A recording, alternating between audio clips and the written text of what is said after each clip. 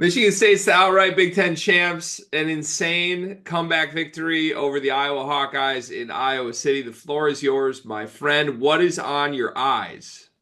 Shades of victory, but not just any victory shades, Greg. These are the outright shades. These been on ice for a minute. Haven't seen them, haven't touched them, had to blow some dust off them to be honest. It's been a minute. Big banner talk. I know Riley's not here, but could I start today with an excerpt from my favorite word? Please. So for those listening, following along at home, this one is 115 Book of Jigathon. Thou shalt not poke thy bear at half court unless thy poker is ready for that smoke. Let the Jigathon say amen. Now that I'm done with all my bits and glasses and my bits in, you know, readings and excerpts, what a win. Great win. One that I think we had to. It seemed the team had a tough time getting off the bus, I must say. This game felt for a good portion of it like like a team that knew that they had a share of the Big Ten title, or maybe just kind of didn't really get off the bus in this game. A lot of weird things happened in this game, but when it came down to it, Michigan State did the Michigan State thing. I think the depth really wore Iowa down in this basketball game. And also in basketball, sometimes I do think players honestly take a deep look within. Maybe it's a certain moment or a certain time that goes off in their head, and they're like, these dudes aren't better than us. And I think there was a good portion of that in this game. They snapped out of it, like, oh, what this is Evan Bronze and Drew Thelwell. Like, what do we? Come on now, like, what if we got an outright banner on the line? Let's not do this. Like, throw it up to Cohen Carr, Dunky Dunks. Let's get it going. Jace Richardson, special, very special. But yeah, the Big Ten is saved officially. Thank you for coming along for the ride, Gregory. Thank you for starting the movement. I am sorry that it did not come in the true ending. The true meaning of say the Big Ten was for me and you, for both of us to be up on this pedestal. But just know, I'm not here without you starting the movement. So I thank you, my friend. I thank you for finishing the movement. I thank your program for finishing the movement. The Big Ten is saved. A championship was won by a Hall of Fame coach who dominated this league 20 years ago, dominated it 10 years ago, dominated it really for his entire career because he's a Hall of Fame coach. The Save the Big Ten movement is finalized. So thank you to Michigan State. Yeah, thank you for a beautiful opening to this video. Appreciate that. Book of Jigathon. We'll get to all the Trey Holloman's. I don't even know what word to use. I don't want to say antics because they weren't antics, but like whatever he was going on, whatever voices he was hearing in his head, we'll get to him later in the show. It felt like there was a point in this game where Michigan State remembered their Michigan State and Iowa remembered their Iowa. Yeah. And that's where everything flipped to me. And you talked about how that's something that happens in basketball sometimes. Sometimes like guys just look at each other like, "Dog, what are we doing? Look at who's across from us." Honestly, you know what that was? That was the third day of my bachelor party. That was Was it? 11 a.m. on the park courts. Everybody hung over. And Z Hirth and Jimmy Cotter and Carter Elliott looked at each other and said, "Dog, what are we doing? It's Roby." Like, that's what that was. No disrespect, Roby. If Roby's coworkers are listening, I heard they were listening earlier this week. You could share this one with him. But that's what that was, right? And maybe I'm Brock Harding in hindsight. I got to deal with that for the rest of my life. But no, this was everything that Michigan State's been this season Hmm. was what they were in this game. And I think I enjoyed watching this game play out maybe more than any other Michigan State game this season because as someone who has tried to, point out a couple things along the way, like, yeah, I think we saw what we spoke to in the last video, right? They made shots. Hmm. Finally, a team made shots against Michigan State. That was likely to happen based on some of the shooting regression stuff I had. I think Iowa got out to a hot start early in this game because they made some of those shots. They created some separation, and Michigan State sort of had to overcome some things that they haven't had to overcome in recent games. And they did anyway because of who this team is at their core, the toughness that they have, as always. You wore a team down in the second half. I mean, the version of Iowa in the final 10 minutes of this game was completely different than the version of Iowa we saw in the first 25. And they were tired and they were gassed, and there was no answer when Michigan State is just charging like a bull at you for the home stretch of a game, which they do to everybody right now. So, yeah, I tip my cap to you and your team and your program. What a year this must have been. We have a video on the channel from yesterday where when you clinched the share of the Big Ten title, we put that video out and kind of spoke about the big picture of what this season meant to you and my interpretation of it. So go watch that if you want this. We'll keep this recap pretty Michigan State Iowa centric for now and what happened in this game. And there's a lot to get to from what happened in this game. First off, what happened in the first half? How did you dig a hole against Iowa on the road? It seemed like Michigan State reverted back to what they were doing the Indiana game, to be honest. I want to say shout out to Hummel. Hummel did a great job on this game, but I pointed it out when he said it. Michigan State was just swinging the ball around the wing for like 25 seconds against the zone, and no one was trying to get to the hoop. No one was trying to, get in those gaps and make a play. No one was trying to catch it at the free throw line, and or the wrong personnel was in. So you had like Jackson Kohler making decisions at the free throw line where it just really didn't work. And Iowa was hitting shots. I thought that some of them were defensive breakdowns, some kind of bad switches, or like Iowa was slipping a lot of screens, so they got a lot of dunks early on in this game. And then also guys just were making threes. Credit to them.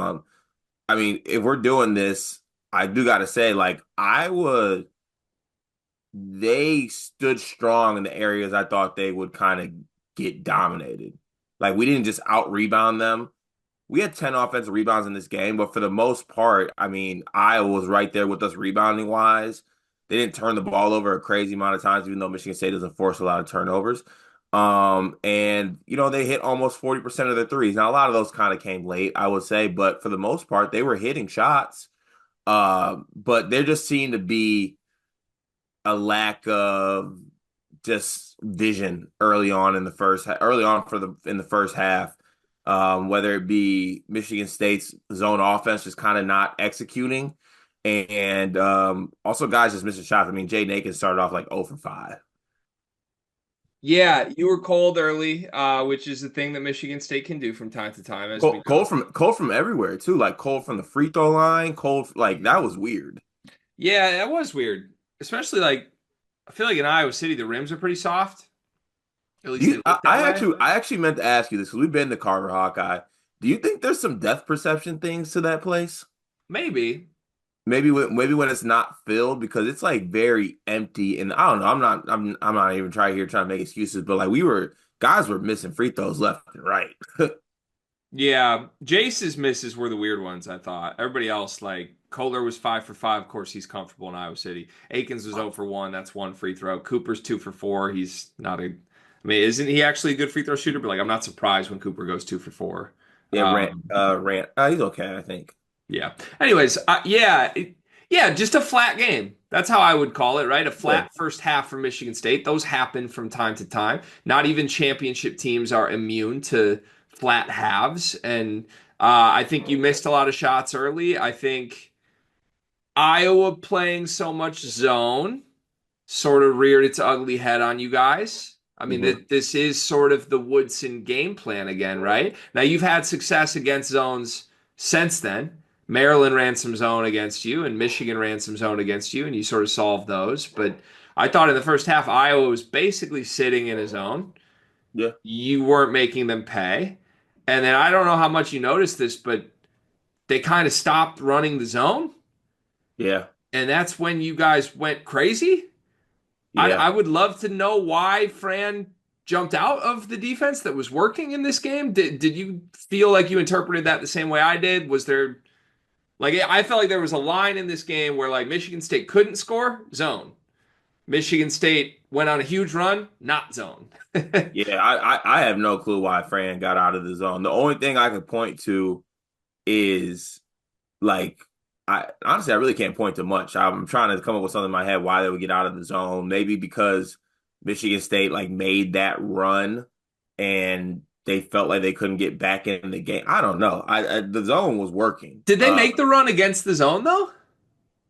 I mean, a lot of it was in like transition, though. To be It fair, was stops, but yeah, I it feel was like stops in even before transition. that run started, they were kind of out of it in the half court. You know what he did? He kind of did. He did the Brad Underwood thing. Like I think we hit one or two, and he's like, "All right, let's get out of it." But that was just us finally hitting the shot. They could have easily stayed in the zone. I don't know why they didn't. Yeah.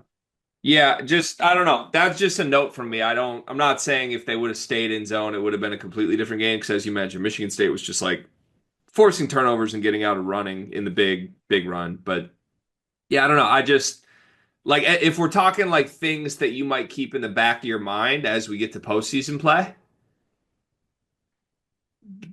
having a really bad half against his own defense, probably not something you wanted to see again, right? Yeah, no, definitely not ideal. Yeah.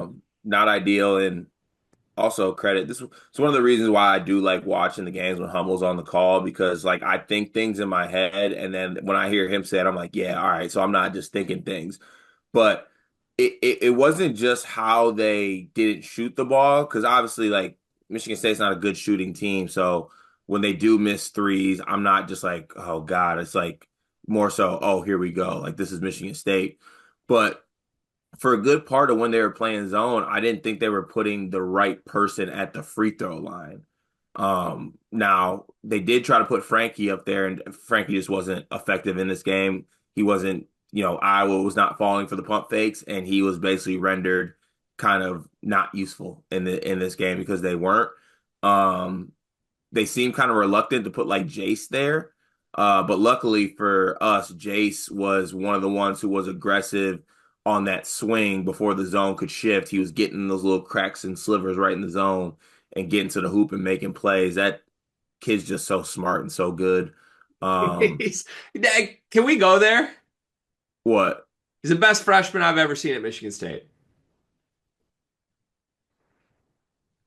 The others in contention, freshman Miles Bridges was a force of nature, but I felt like freshman Miles Bridges, like that team wasn't great, and he was kind of just year one, sort of just like the highlight guy. Like he was great, don't get me wrong, but he wasn't a guy you could depend on to lead you in the half court offense, possession by possession to victories. You know what I mean? Yeah, He was yeah. great. He was great. He was a pro. Jaren Jackson, stud. Never seen a player like him in a Michigan State uniform. He was very obviously an NBA player immediately, just in college for 3 months. Talent wise, Jaren's miles better than Jace. Um, just add it together though. The full package that Jace Richardson is. I mean, people like to go back to Gary and be like, Gary was this way as a freshman. No, he wasn't.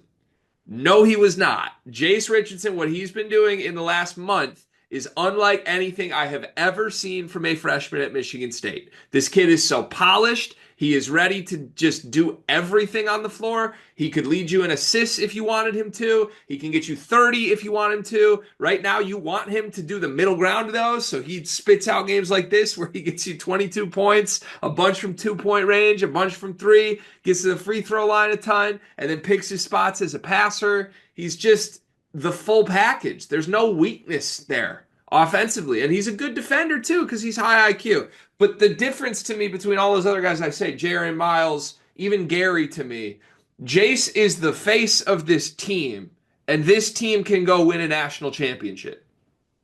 I think that's where I maybe give the edge to Jay. You take those other players you talk off those teams, right? Those teams are good. I think those teams are good. You take Jace off of this team, I don't want to think about that world. Yeah. Like Like, there's a little bit. Now, again, this is not to disrespect everybody else because Akins, Kohler, Fears, Hollman were all sensational in this game. Carr was great. And I'm not meaning to minimize or downplay the Michigan State supporting cast at this point. I have full belief in these guys. However, there is an element of this that feels Travis Tricey team on my back ish with Jace. mm, Now, it's not as singular because Trice had to come out and like literally get you 30 a night and down the stretch, it was just like, wow, what is Travis Trice going to do? Michigan State can win games other ways. But the way that Jace has just like on the fly in the last month turned into the face of this team, the identity of this team, and allowed everybody else to be complimentary and just pick their spots to be tough and get out in transition and do the little things they all do well. It does remind me of how Travis Trice just made everybody else's life easier because you had one dog who was going to be a volume scorer. And again, I'm just happy. I'm happy this team got there. And I'm in awe of it, man. I love watching Jace Richardson hoop. He's the full package. And like if you were lining up every Michigan State guard that I've ever seen, like who would I rather have than Jace on this team to like try and lead this team to a title run? Like, of course, you take Cassius, of course. If you consider Denzel a guard, of course, by the end of Denzel's career, he was the National Player of the Year. But as a freshman, I've never seen anybody that can do what Jace Richardson can do in this program. Yeah, it's fair to say, especially because like I'm not sure what he had. I want to say he had like 12 in the first half or something like that. No one could do anything. We could have been down 20 at half Yeah. if it wasn't for Jace. Truly. Like he was so good and he just does it in such a variety of ways. You had the 3-point shot. There was the moment in the second half where he caught the ball. We only had like 5 seconds on the shot clock. He missed like a little floater after he did like a little behind the back spin off the screen, got the rebound amongst the trees, put it up for an and one. The kid's just so good, just truly so good. It's such a joy to watch him play. Um, and he's just like, he just spits this out every game, too. I mean, since he's been in this role, has he had even the whole season outside of the West Coast trip, has Jace had a stinker? I mean, Maybe Indiana? he had 13, 5 for 12. So what's his stinker? Since he's gone to the starting lineup, zero stinkers. Double figures every single game, three Ken Pom MVPs in 8 games. I mean, he's hit two Shooting, threes or more in 4 of his last 5. shooting well from everywhere. He's rebounding it. It's Like, ridiculous. yeah, kid's special. Kid is truly special, and it's a luxury for Michigan State to have surrounded by the other players on this team. And it's also very fitting too that like Jace is a superstar of this team, but he also like encompasses all the little things that everybody else does on this team. You know what I'm saying? Like he will like he'll get in the mud, he'll make plays, he'll talk shit. Like that's kind of part of what he does, and I think it complements the rest of the team pretty well, and it's needed for him to be that guy. Yeah, yeah, for sure.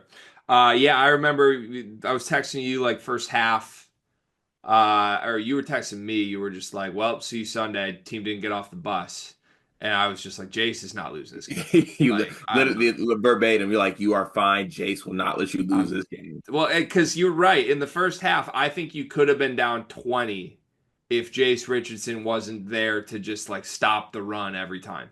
Hmm. And he stopped the run every time. And it wasn't even pretty, by the way. Jace has had some really pretty buckets this year. In this Hmm. game, it was like, okay, let me do my little pump, up and under duck. Oh, I missed it. Okay, offensive board, through contact, bang. Like, I can't describe it. It's a mix of his IQ, his instincts, his like quick response time physically. He's able to do things other players are not because he is so smart. He's athletically gifted, and the skill set with it is like a cheat code. So, yeah, it must be fun to have that kid. I love watching him. I'm excited to see where he goes for postseason play here. But this game was a lot more than just Jace. In the second half, what an insane run that Michigan State made. You want to go through other players first, or you want to get straight to the moment?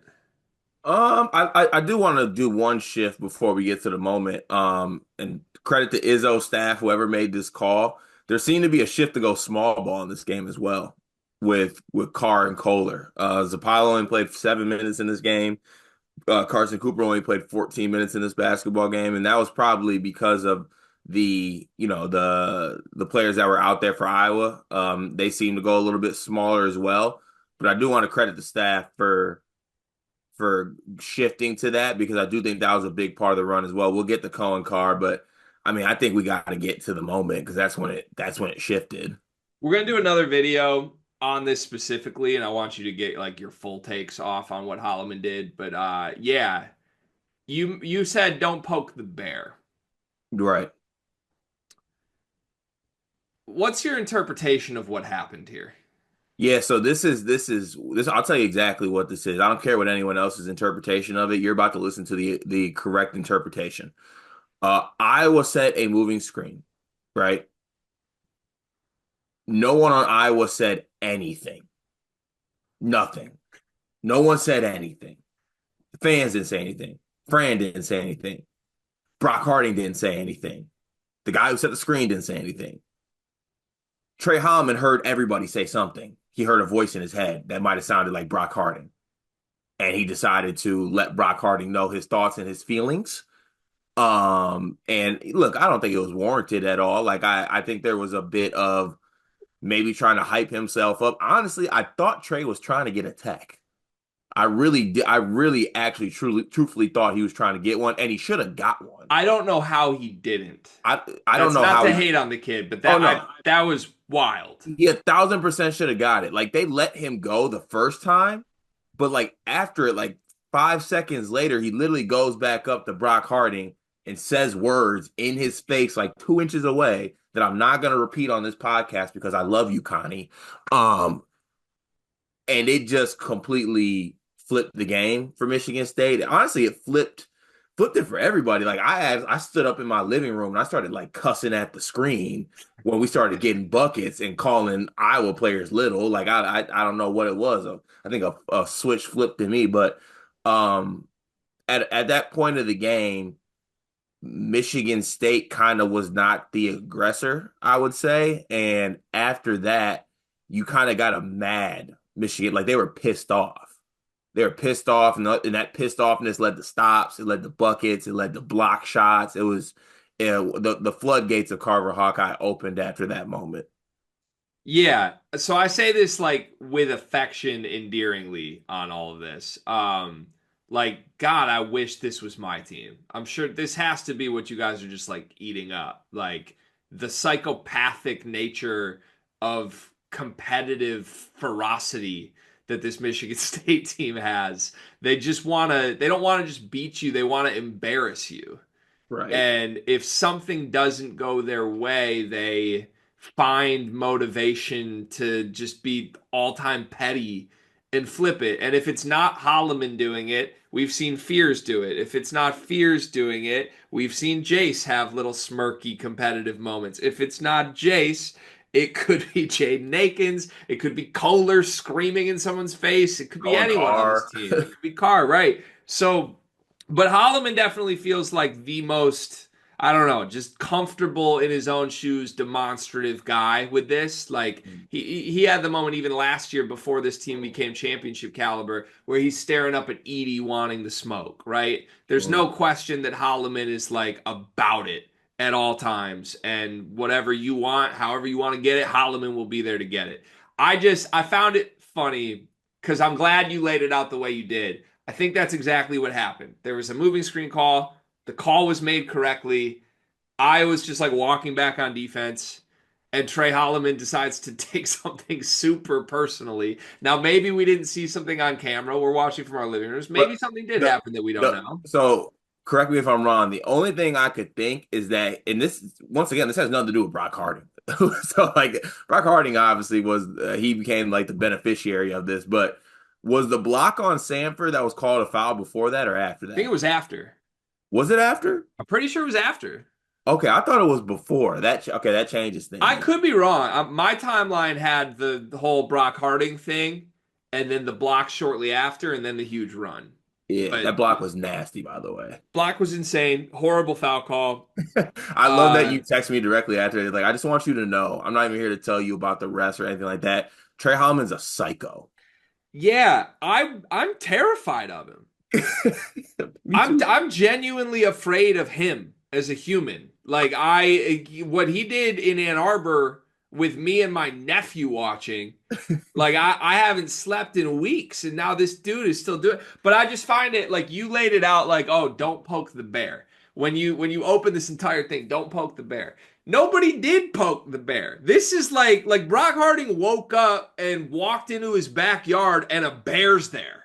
That's what happened. Like, A bear's there. yeah, like if this dude's not even like camping. He didn't go antagonize a bear. A bear showed up and ripped his head off in his own house. That's what happened. So again, it's awesome, but I just watched this team and it's terrifying. It's psychopathic. That is the word for this. And I had someone I tweeted the gif of this of Trey Hollman going insane. And I noted they went on a 31-6 run after Trey Hollman had his moment screaming at Brock Harding. And they were down 7 points when he did it.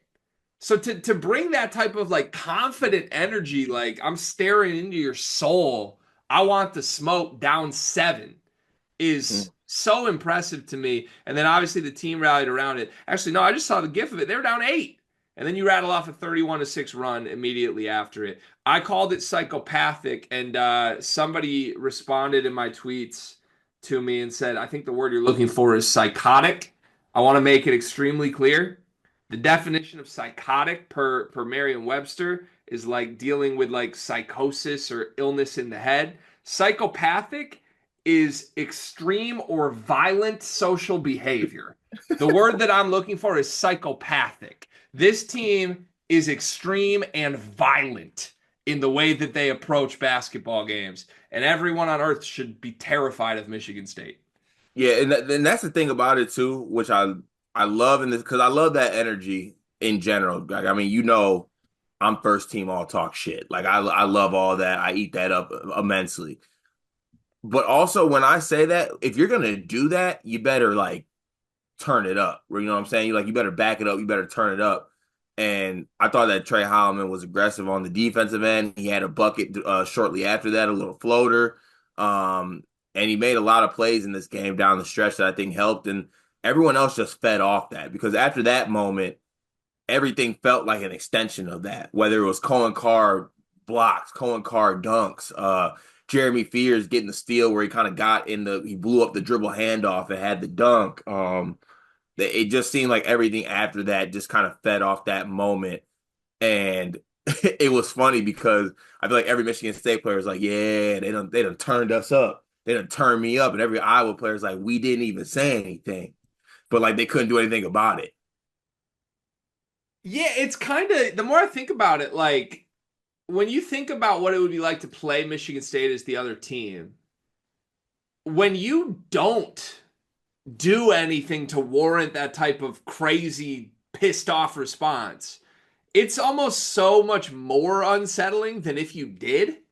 Yeah. Like if you were out there like being an antagonist, Hunter Dickinsoning around, pointing at your junk, like whatever, just at least you can understand, okay, we pissed them off, now I gotta respond. But if you're just like a team at home trying to hoop, and all of a sudden these freaks start running around like you killed their child or something, like you're probably just going to the huddle like, dog, what did we do? No, Like, they like after like the timeout of that where Cohen Carr got the dunk, I think to go up one. They're probably in the huddle, not even talking strategy, drawing up plays. They're like, yeah, who said something? Everyone's looking at it. Brock, what did you say? I didn't say anything. What'd you say?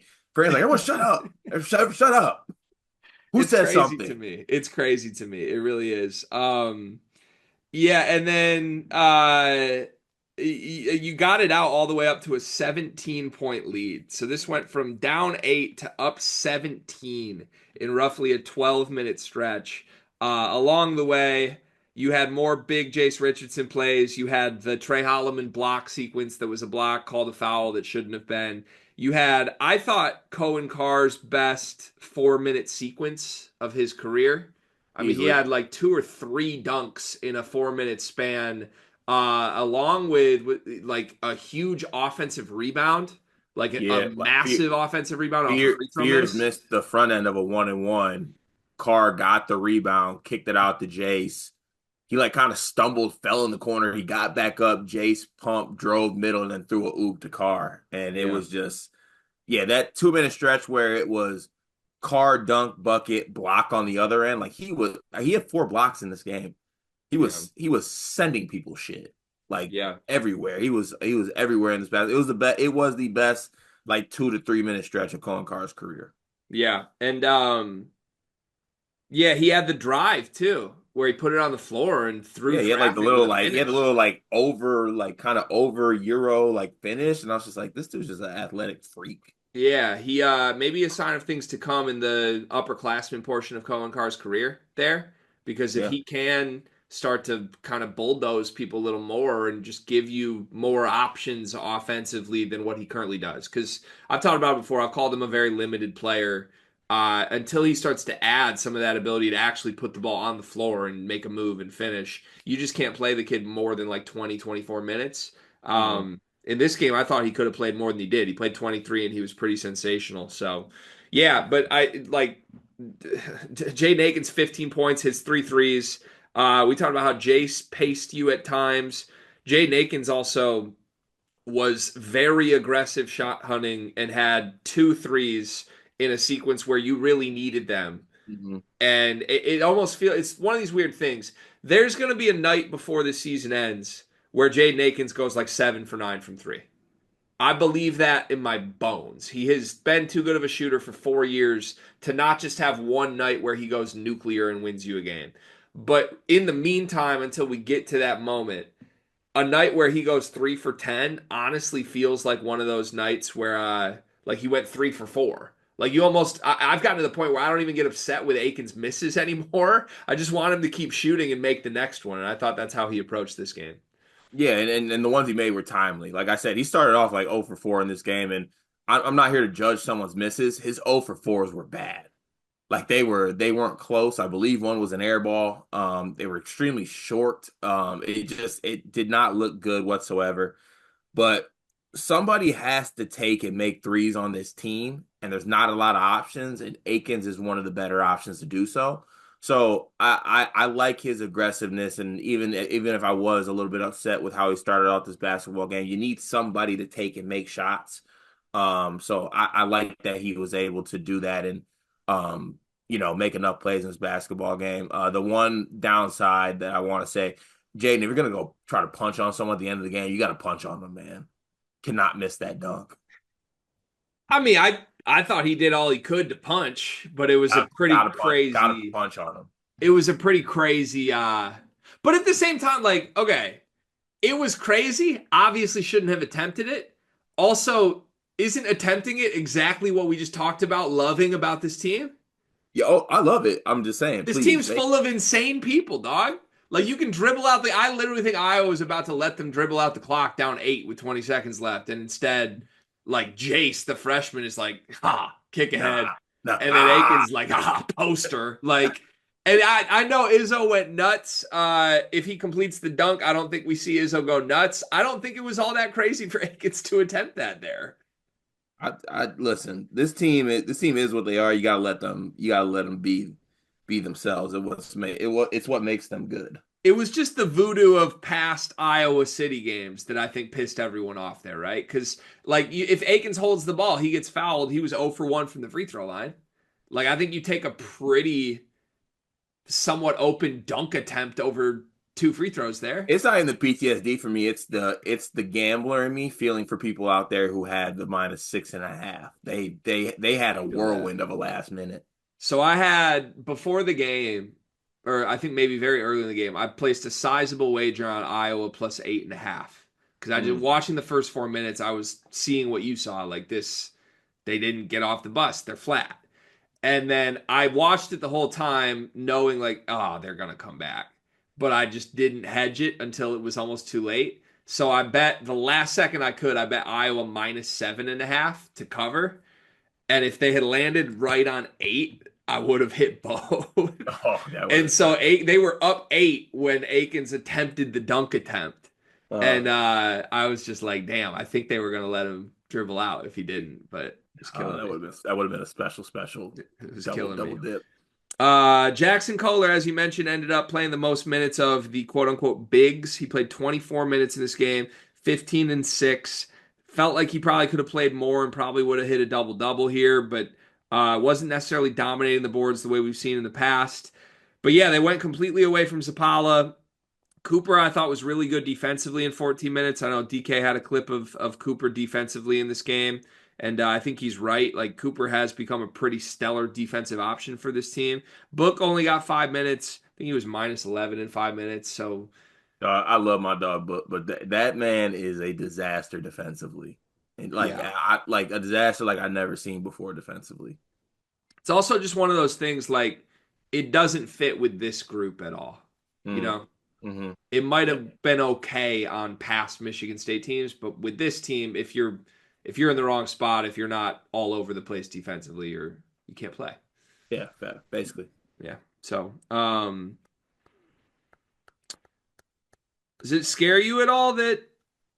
Well, it might have just been matchup dependent, but like, does it scare you at all that the bigs basically played themselves off the floor right before postseason plays coming? Like, A little bit. I mean, I may or may not have been looking up 15 seeds that succeed at zone or have bigs, but honestly, credit to Fran and Iowa. I thought they did. I guess I'll put it like this. I was very not confused, but the hard hedging by Michigan State, where they were basically waiting on the whatever offensive player to come off the screen, led to a lot of slips in this game. And I think a lot of like the slips in the Spain action, Spain pick and roll were giving Michigan State a lot of trouble and Michigan State bigs a lot of trouble. So it's a little bit concerning, of course. But you know, I think that Michigan State was also able to shift from that concerningness and play other people in this game. And Jackson's still giving you 15 and 6. I think I'll take that every day of the week. So a little bit, but I also think that they kind of eventually kind of shut down shop. I think the bigs got a lot early, and they didn't really get much the rest of the game. yeah, yeah. They were I slipping the hell out of them screens. Shout out to Fran. They actually had a pretty good offensive game plan to start this game. Yeah, Iowa, good offensive team, right? Like even Yeah. say whatever you want about everything else, like they grade out as a very good offensive team. So I'm not surprised Fran had some creative slip stuff that definitely exploited Michigan State's personnel. Maybe put some stuff on tape other teams could try and mimic. Easier said than done. But I mean I think pretty clearly Iowa did enough offensively to win this game. They Yeah. just didn't have the answers on the defensive end and And they turnovers. gave they gave 61 second half points. Yeah, that's crazy. Yeah, I not to like panic monger because again, you can just go small, and I think you and I have agreed all season long that if you go small, we probably like that better anyway. Like Mhm. Barr and Kohler as a duo, I love. But let's also just call it what it is. You just won a championship with this, and it's the final week of the regular season. Your starting center played 7 minutes and gave you 0 points on 0 shots and 1 rebound, and Yeah. he couldn't play in this game because he couldn't deal with Iowa's backup centers slipping after Owen Freeman quit on the season. Well, no, that well, yeah. Well, to sum that up, in a better way, he can't play because he's not good. But I mean, he started every game on a championship team. But Good for him. Glad that I it hope. is it's just a little crazy to me. Like he's still, you're not gonna change this at this point. But like Cooper's the better big, Yeah, and Zap just starts every game. yeah. I couldn't tell you. I mean, don't if it ain't broke, don't fix it. But it's just one of those things. I'd fix that.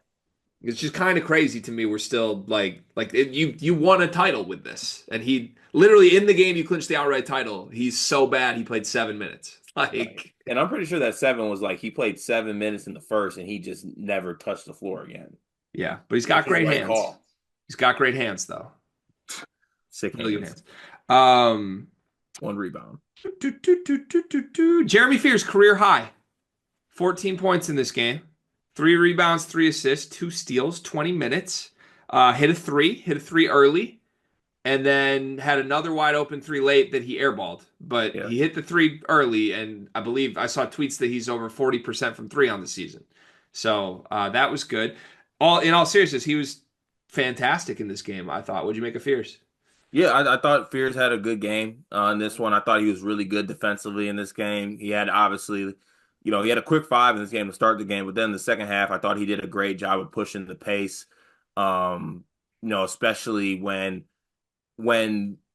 Iowa found themselves in transition, I thought Fears did a great job of just basically pushing the pace and finding the best option, whether it be, he had the lob to Cohen Carr. He got himself a breakaway dunk, blowing up a dribble handoff. He got himself another breakaway layup, just making things happen defensively, blowing things up. I thought Fears was really good in this basketball game on both ends of the floor, and only played 20 minutes, but like I thought that it was a very impactful uh 20 minutes for him outside of the missed free throw. I mean, he missed the front end, but also that front end miss led to a Cohen Carr offensive rebound, and then obviously the alley-oop dunk we talked about earlier. So, a good solid game for Fears in this one. Yeah, in the biggest sequence of the game, other than the crazy Hollman psycho stuff, but like Fears had a big steal, turned crazy transition finish. Then they threw it way ahead, and Akins almost had another steal. He's Yeah, like diving all over the and court. Izzo was pissed he didn't get it. Izzo was so mad. It's like, oh my God. This team, it was like, I don't know, it was like delusions of I feel like I'm seeing things watching this team. But no, I loved this game from Fears. I just thought he was spectacular. And one of the only times this year, even in good moments, I think this is one of the only times this year where I came off of this saying all four of the guards played awesome. Like Jace, Akins, Fears, and Hollman each, I thought gave you almost A plus games. You could probably Mhm. nitpick certain things, but I mean, collectively, if those four all show up at the same time to that level, I don't know who beats this team. Just don't know. I think you've got to hope almost on other nights like one to two of those guys go cold and play themselves off the floor. But in this game, they were all spectacular. And just to be fair here and to revisit something that I know people don't like when I visit it, but I'm going to be fair and visit both sides of it. His body language was spectacular in this game, Mhm. and he was on the bench for key stretches of this because Holloman was a psycho and Jace is too good and Akins has to be on the floor. Mhm. So if I had concerns in the past at moments on that, zero concerns last night as they hung an outright Big Ten championship banner. Yeah, I mean, I'm guessing now, because I don't know for sure, but I would fair to say this is the first time all four of those guys have been in double figures the same time this year, points wise. Why do I want to say it might have happened against UNC in that overtime game? I don't know. No, did Jace play in that game? Oh, Jace didn't play, you're right. But Jace, yeah, Holloman, Akins, Fears did. they all did. And Okay, then you had, yeah. yeah, there were like three guys off the bench that did too. That was a Yeah. crazy We game. also scored 91 points in this game, which is something we just have not done. So like somebody had to get in double figures. Shout out to the Iowa defense, man. They, the thing I like about the Iowa's defense though is that they accept they're awful. You know what I'm saying? Like they really they don't they do their best not to exert much energy on that end. Sure, that's a really honorable thing for a basketball team to do, At least they except when don't we're fake bad. it. It's crazy to me. Anything else on your Spartans here?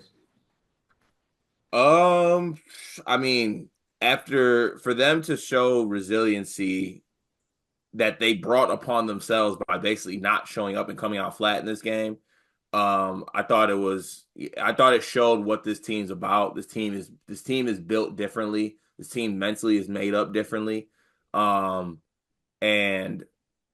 I think that they showed some championship spirit DNA, whatever word you want to use, by just finding a way in this game. And they beat the bet.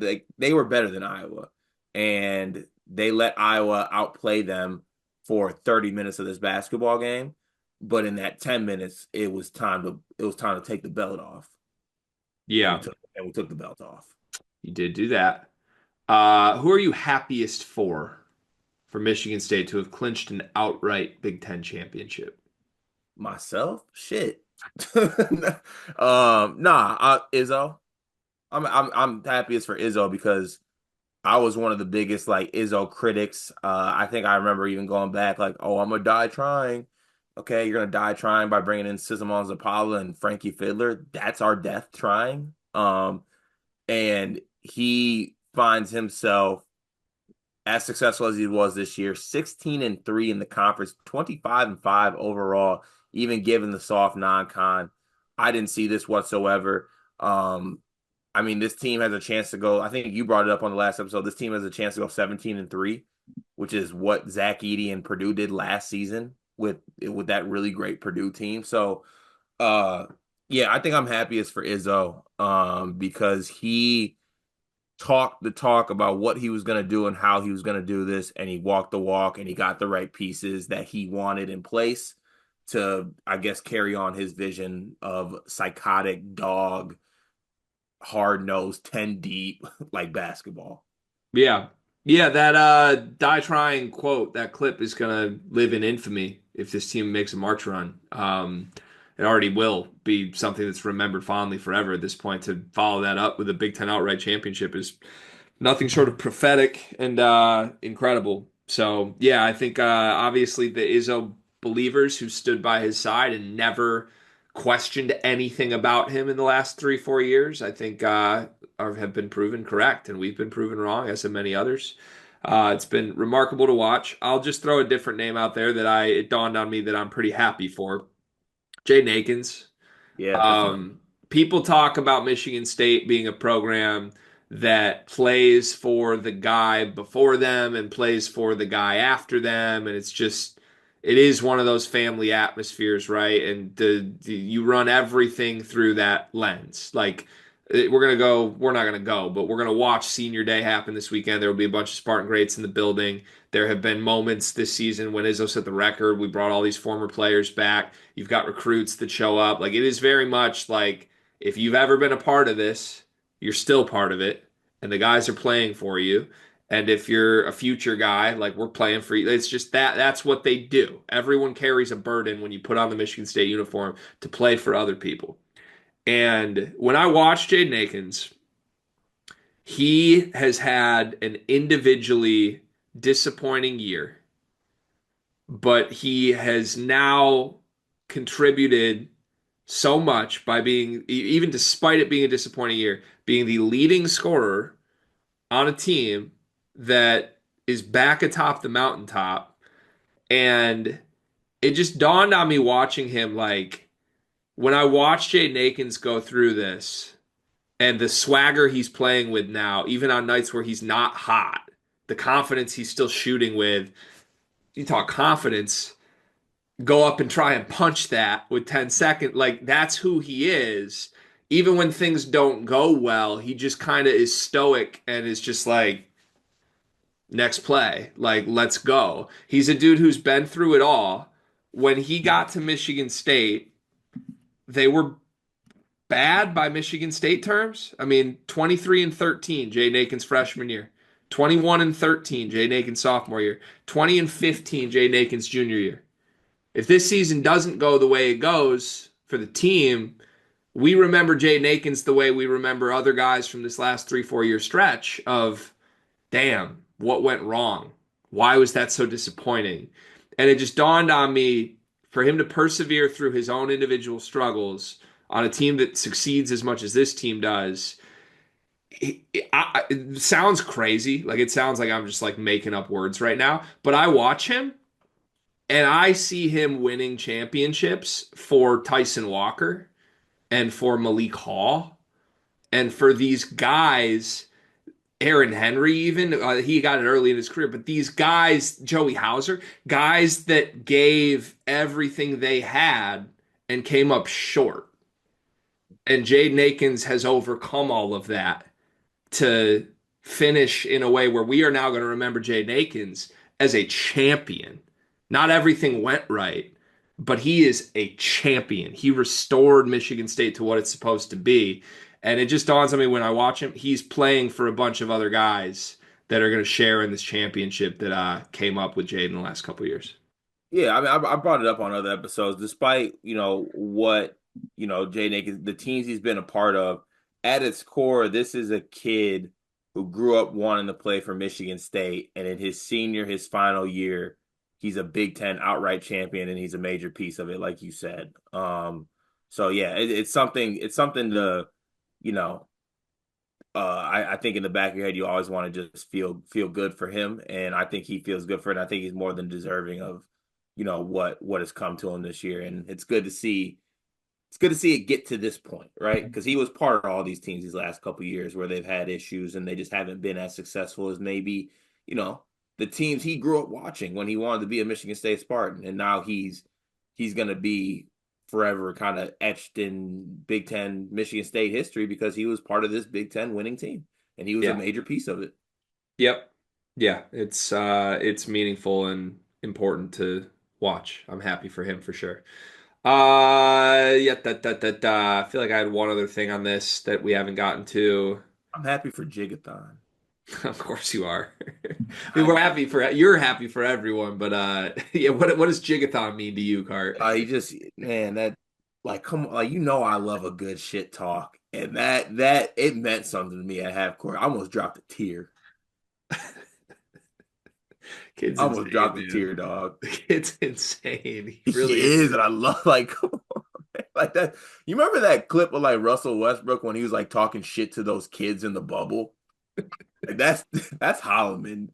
If you're a father out there, don't bring your like I don't know who they're playing in the tournament or anything like that, but don't bring your kid to the That's game. the funniest thing. That clip's going super viral, and like I guarantee my nephew's watching. Like a bunch of little kids are watching this, and I guarantee there's parents like us who are like, "You gotta see this" to their 6-year-old. Like, just hilarious. Did you actually? We'll save that for a different video. Izzo had some comments on Fran that I think he dropped the D'Antonio nugget in that were Mm. really interesting to me. So watch another video on the channel if you're interested in that. I think Dion and I are going to do that today. Last thing I have for you is this. In the last 2 days on the Sleepers podcast, you and I have done all Big Ten votes. You and I have done Big Ten Coach of the Year debate, and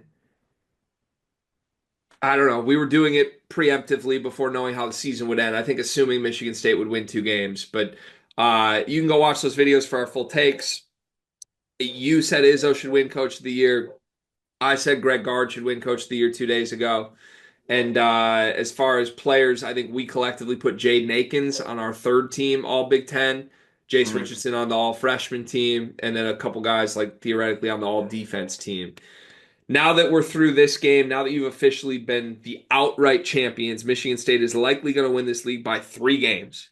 If they beat Michigan, they have 3 games of separation between anyone else. They tie the all-time Big Ten regular season in a season wins record, 17-3. Only Purdue has done that. They did it last season, and Purdue had the 2-time National Player of the Year, made a national title appearance.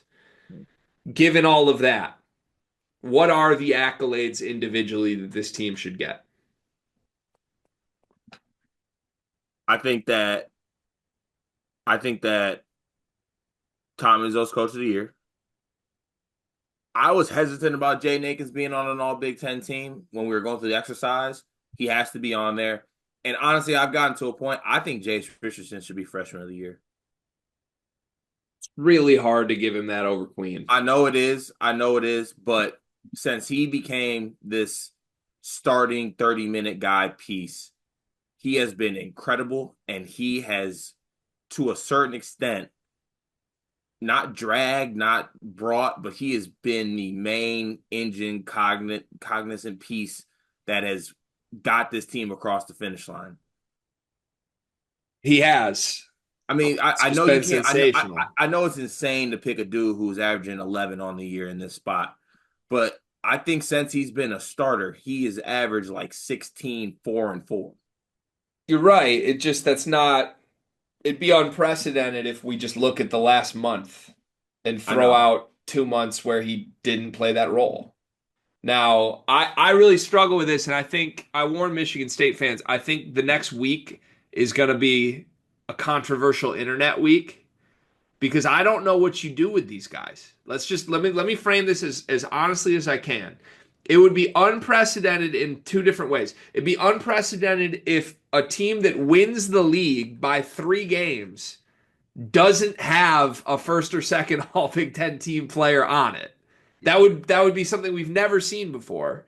But it would also be unprecedented to put either a guy that's averaging 11, who you just said, who didn't start for 2/3 of the season, or a guy who's averaging 13 that's shooting 29% from three. Hmm. Like, just call it honestly what it is. Those guys, their individual statistical production efficiency profiles do not warrant being one of the top 10 players in a league with 18 teams in it. Hmm. Like we made the list yesterday. We're leaving off like Dylan Harper for these guys if we do that. And it's maybe you do that. I don't know because Dylan Harper missed some games, but I heard Robbie Hummel say this. He was on the broadcast. He said he's going to vote Jace Richardson on the All Big Ten teams. And the Big Ten did officially come out, Cart, and say they're only putting 5 players on each team. Anybody else is going to be listed as an honorable mention. So I could really see both sides of this. I could see that Akins and Jace both end up on the team. Maybe Jackson Kohler ends up honorable mention. Now that I've had a few more days to sit on this, though, Cart, and list out the names, because, like, again, I made a list of 15 guys. You're literally leaving off, like, dudes who are first options on their team that score 18, 19 a game for a guy that's shooting 29% from three. That'd just be insane. It would be a legitimate thing to be upset about for those players. And I think even as you're saying, Jace over Derek Queen, Derek Queen's been sensational the whole season. Like he should be on the first team All Big Ten regular team, let alone like he's got to be the freshman of the year, I think, unless Ace Bailey is, who's like 17-8. Like that's what Jace is doing in the last couple weeks, but he did it all season. So this is where I'm at. I know Michigan State fans are gonna be annoyed by this, but I think this would be the best way to actually represent this team in hindsight and maybe be the best thing for you going forward. I've changed my vote. Tom Izzo should be the coach of the year. Tom Izzo should be the coach of the year because this team doesn't have any All Big Ten players on it. And they're about to win the league by 3 games. And I think the most accurate way to honor this team is put Jace on the all freshman team, give this team 2, if not 3 all defense teams. Literally, let the all defense team be Michigan State. I have not seen nobody else is on a defense nearly as good as this. Akins and Hollman have to be on that team. And I think that's what it is. Like if you are putting Akins or Jace on one of the All Big Ten teams, you are leaving off a guy who had a better season.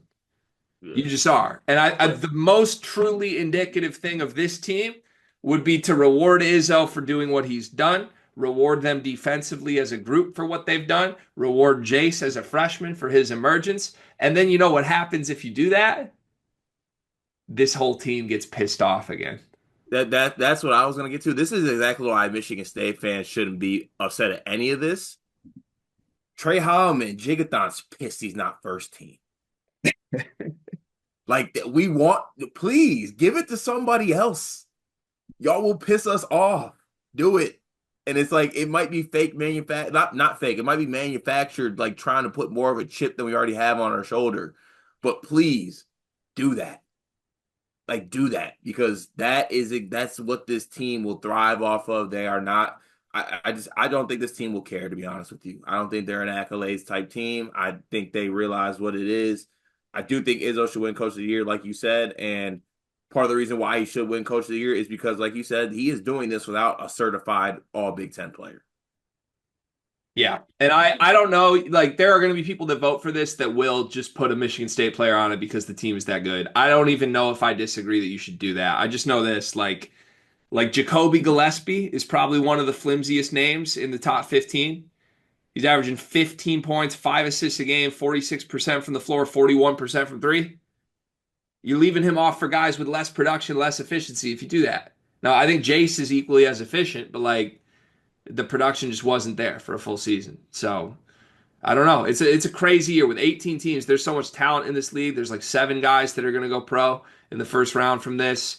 Even like a lot of the guys on the first and second team are like players on Wisconsin, players on Maryland that have overachieved, that have kind of been really good teams. So you can't even leave those guys off. And yeah, to me, the most honestly representative way of this Michigan State team to be commemorated individually would be Izzo winning Coach of the Year because this team dominated this league without any true all Big Ten stars on it. And we'll see. I bet you get somebody on there. Do you think it will be Jace or Akins if you do get one guy on the team? Probably Akins. Akins on that, and then Jace all freshman team. First team all freshman. Yeah, I just hearing Hummel say he would vote Jace